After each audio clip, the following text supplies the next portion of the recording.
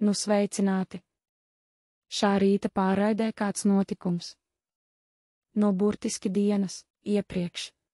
Kādā klusuma cauraustā postpadomijas virtuvē, kur laiks ar ieradumu locīt pats savu gribu, dzīvoja kāda būtne, kura navigēja dzīves dualitāti. Un šajā īpašajā rīta stundā saule iekļuva caur logu kā intriģējošs paslēpums, gleznojot brīnišķīgas ēnas pa manu pasauli, kā es gatavoju rīta kafiju, ielejot verdošo eliksīru krūzītē cauri virmojošu galaktiku lociņiem un nebulas mākoņu lāsumiem. Savu pašas roku veikumam.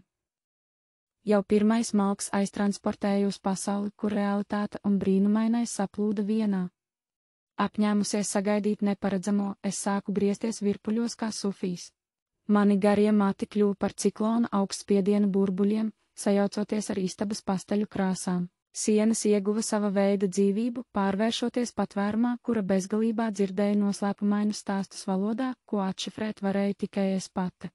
Man acīs iespīdējās izkliedējošs mirdzums, kad nolēmu piečakarēt gravitācijas paredzamās skavas. Sasniedzot kafijas kausu, tas sāka izplasties no manas rokas un laiks šķita apstājies. Kafija pacēlās gaisā, radot nerealitārais dejas, arabesku un piruešu festivālu.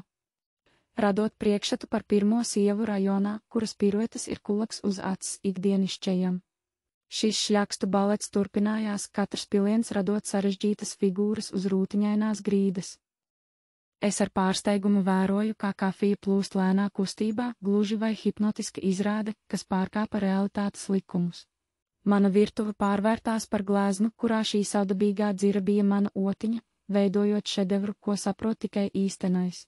Šajā virtuves pasaku reālajā versijā telpa pārvērtās par burvju mežu un kafijas pilieni kļuva par baseinu spoguļiem, kur fantāzijas radības airēja brasā.